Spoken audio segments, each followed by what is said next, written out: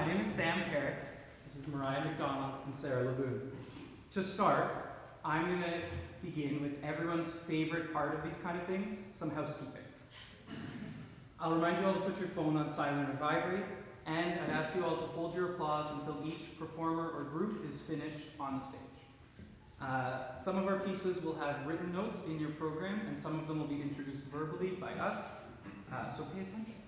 And finally, after the show, we'll be having a reception in the Heritage Lounge just outside of the balcony. Come join us for some punch, pictures, and cookies.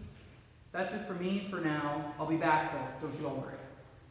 The piece that you just heard is called Locrian Tango. I wrote Locrian Tango in September of my first year of university. Our composition and theory professor, Neil, was teaching a lesson on modes, which are types of musical scales. I'd learned about these before and knew that there were 7 of them. However, Neil only taught us 6.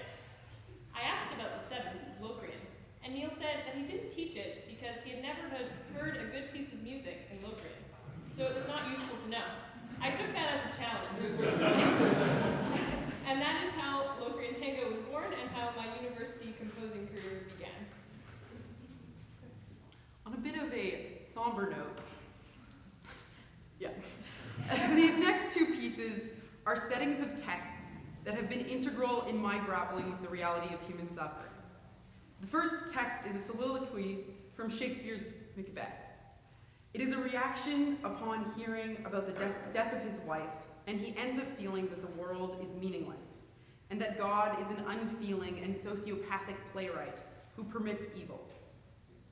The text displays an authentic, emotional reaction to evil, but its resolution about the meaninglessness of life I find unsatisfactory. So in response to the first piece, I wrote a second piece, which you will hear after that piece. The second text is from an early biblical book called Job. In the story, our titular character, Job, is a righteous man who ends up having everything taken from him. Though he has done nothing to deserve it, his friends blame him for his misfortunes. In chapter 38, God finally responds to Job's questioning about why all this is happening. Instead of telling Job why he has suffered, God points to the beautiful, complex mystery of the world that Job cannot fully understand. While this doesn't solve the problem of human suffering, it is something I have found comforting to think about. Enjoy.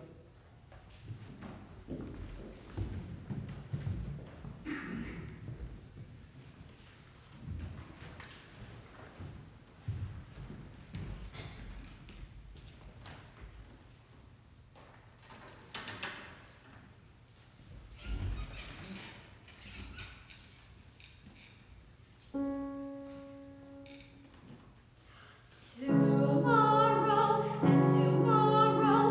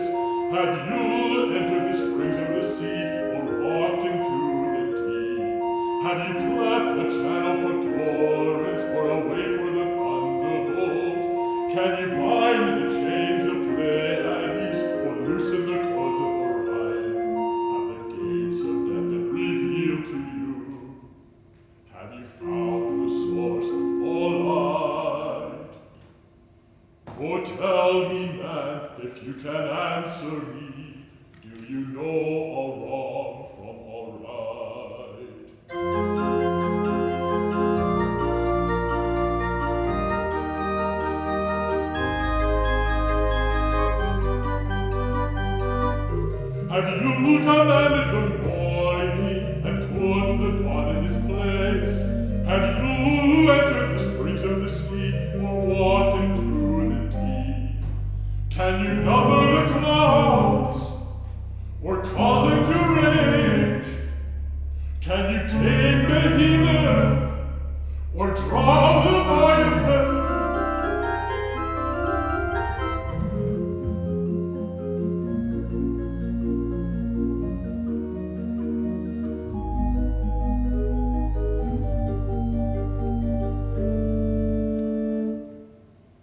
Dress for action like a man, and I will question you. Will you put me in the wrong? Will you condemn me? Have you an arm like God, and a voice like his? Bring low the wicked where they stand. Pour out your anger on proud man. Then I will acknowledge that your right hand will save.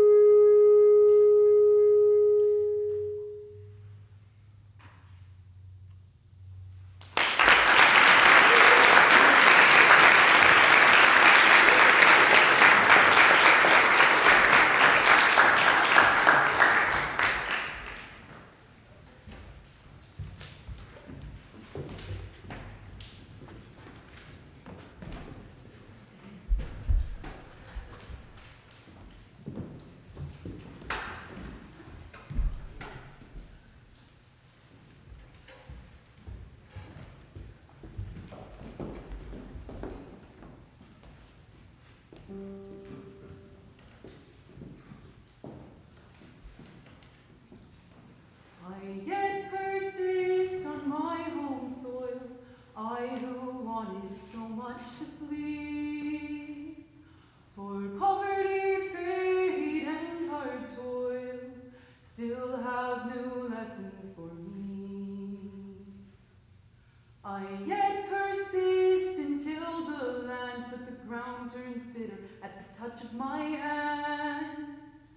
My sproutlings wilt and they lose their green. I long for the day I am free. I remain, yes, I remain, through the pummeling hail and drenching rain. I remain, yes, I remain, through the lonely nights and dragging days. I yet persist and pay my debts. I'm the only father my child has left. For gambling, drink, and apathy have taken my lover from me. I remain, yes, I remain, through the pummeling hail and drenching rain. I remain, yes, I remain, through the lonely nights and dragging days. I yet persist, though I long to leave. This land has given me much to grieve. And every morn I look out to sea. I imagine what life could be. I remain, yes, I remain, through the pummeling hail and drenching rain. I remain, yes, I remain, through the lonely nights and dragging days.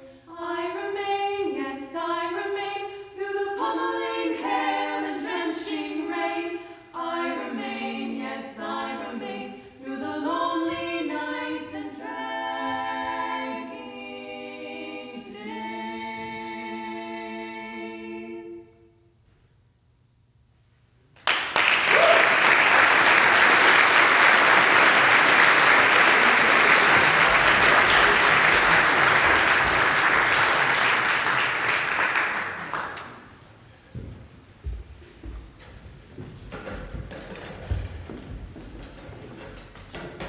The next piece that you will hear is called Water Lilies.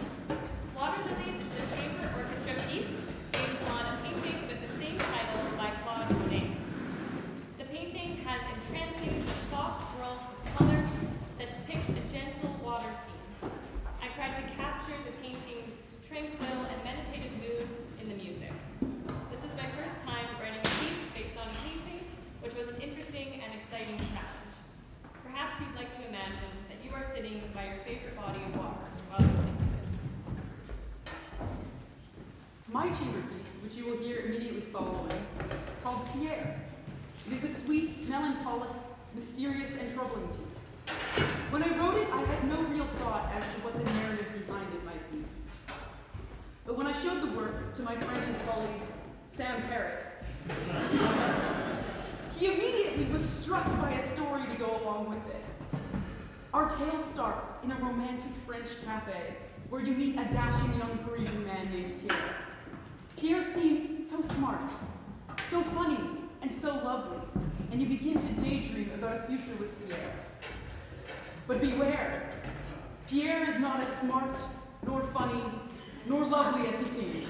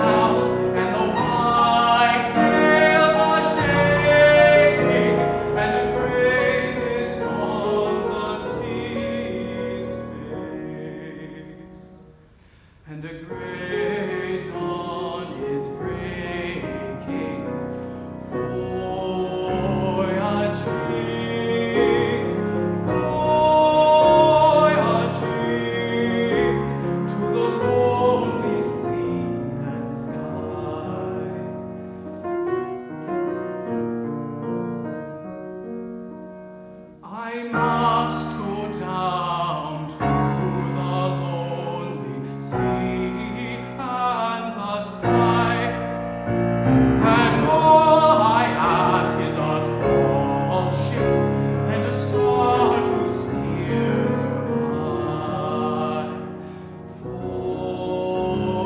Voyaging,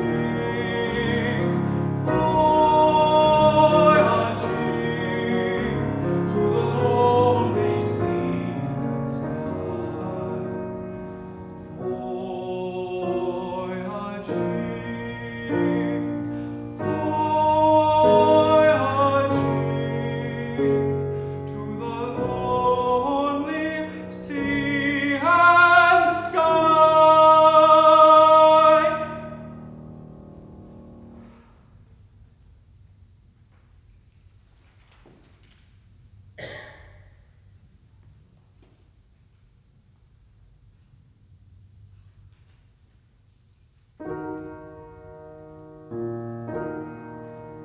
A thousand miles beyond this unsteeped wall, somewhere the waves creep cool along the sand. The ebbing tide forsakes the listless land.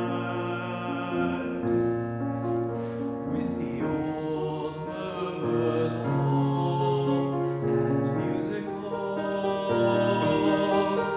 the windy waves mount up and curve and fall, and round the rocks the foam blows up like smoke.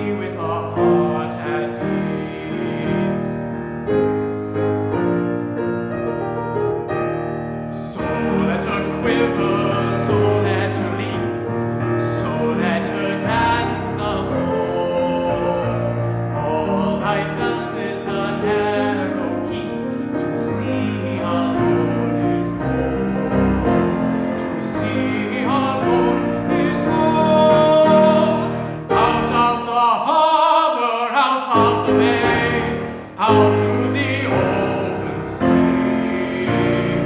Oh, there's not the world away to feel so wildly free, to feel so wildly free.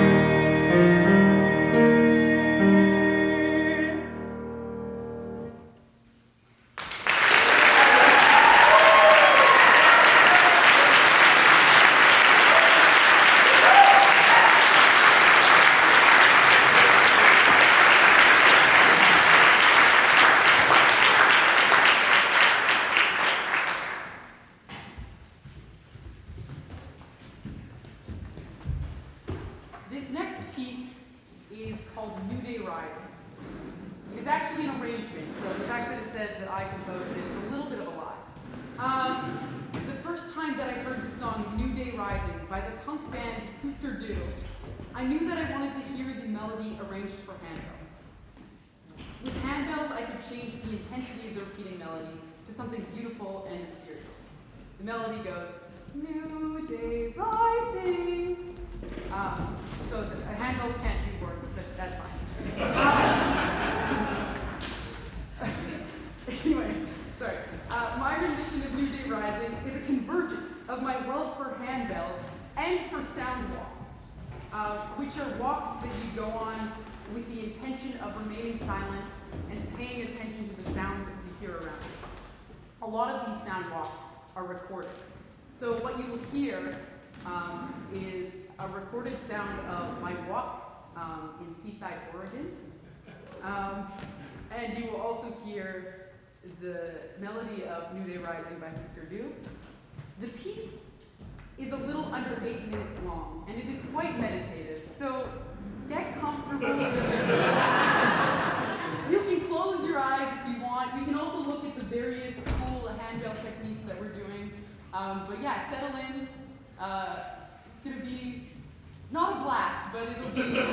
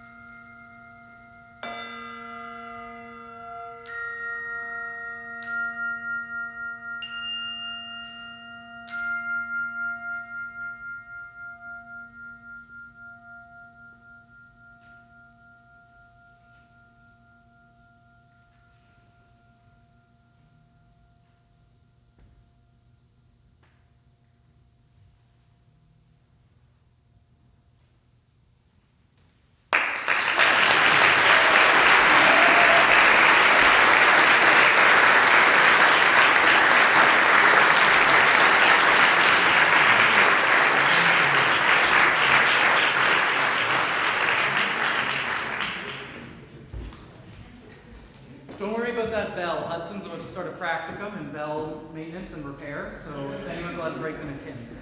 I promised you at the beginning you'd get more of me, and now it's the time for that.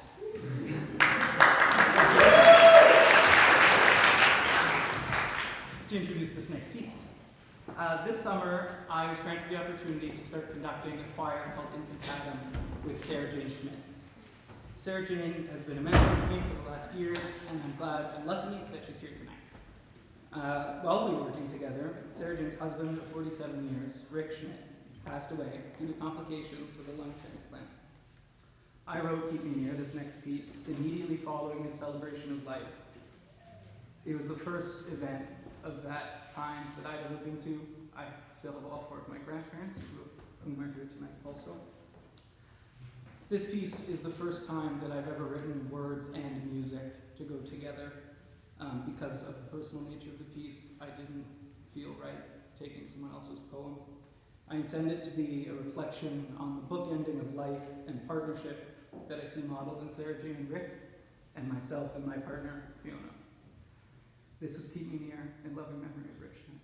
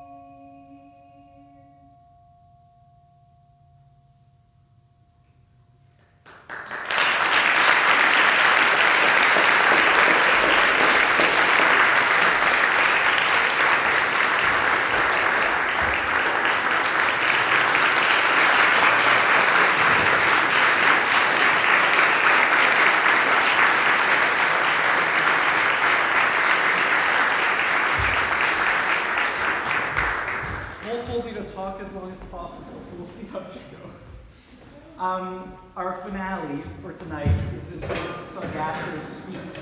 Now, it's an example of programmatic music, which means that it goes along with a story that I'm not going to tell you right now. You can find it in your programs. I'm going to tell you how this piece came to be and kind of a story for that. But the story that the piece was representing, you can read yourself. It's not my first time writing programmatic music, but it is my first time writing something on this scale. This is the largest piece of the night. There's 14 performers and a conductor, so we kind of broke the stage a little bit. This piece was inspired by a podcast that I was listening to while driving here to record a podcast with Sarah and Mariah called The Cowards Dynamic. You can check us out on Spotify. But the podcast I was listening to brought up, it's about food, and they were talking about eels, and they brought up the fact that eel reproduction is a mystery. We don't know where baby eels come from. Like right now, we got GPS, we can like see every whatever, you know? Don't know where baby eels come from. So I was like, what? No way. We have to know that. We know like everything, right? Like mostly everything. Turns out, no.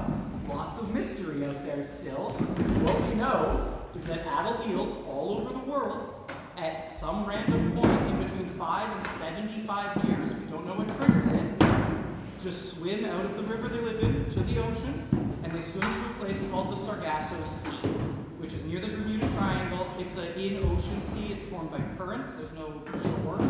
But they swim there, and it's named the Sargasso Sea because there's a big floating mat of sargassum, which is a type of seaweed that gets caught in the currents, and it's a giant island. And they disappear under this mat of seaweed, and that's it. And then all of the baby eels in the world appear at this spot and swim out to whichever river they're going to live in all over the world, and then they grow up there. The whole time, they don't have any reproductive organs. They just, when they decide to leave, their stomach dissolves and they grow the reproductive organs they're going to need. But they don't have one for the rest of their life. I heard this, I was like, what is going on here? How did we all not know this? Now you all do. As I began writing the piece, though, I was also inspired by an essay by John Greed in his book, The Anthropocene Reviewed, which is him reviewing just various things about the human-centric world. And so this one essay was about the human capacity for wonder. And the thing that it specifically focused on was the first artistic representation of the earth that we have from outside of it. The first time that someone went up and drew a picture of the earth before they ever took a picture. Can I keep going? You guys know. Oh, great. Okay. Well, Keep going. well, I'm going to talk, so I got things to say. The wild has always been an object of my fascination, even from a very young age. I'll make it quick. Growing up for me, the wild was the Canadian Shield and the lakes, rivers, and islands that my family paddled. All the beauty within it. But when I was 7, my family moved us to Morocco in North Africa, and my wild changed to be desert and beaches and ocean. The ocean always felt more wild to me than the Shield did, probably because I got less opportunity to explore it and know it. Curiosity and pursuit of knowledge have both been big things that I'm interested in over the last couple of years, as most of you can probably attest to. And this piece became more about attempting to discover the unknown and accepting that there are things that we cannot know than it was about where do eel babies come from, which is where it started, of course. Now, I have a list of about 15 fun facts, but since they're already done, you'll have to find me after at the reception, and I'll tell you a fun fact, okay? But the story's in your program.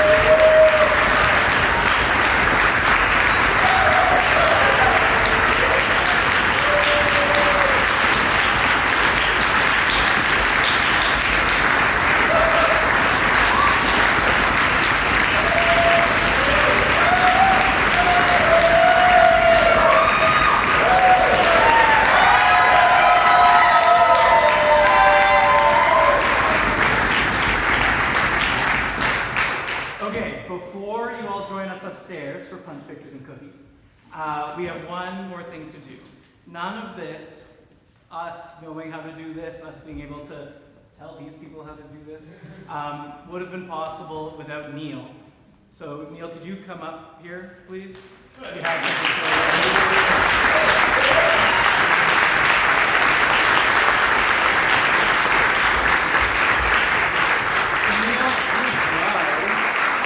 Neil likes to say it's not rocket surgery, which might be true, but it's still pretty hard. So, thank you.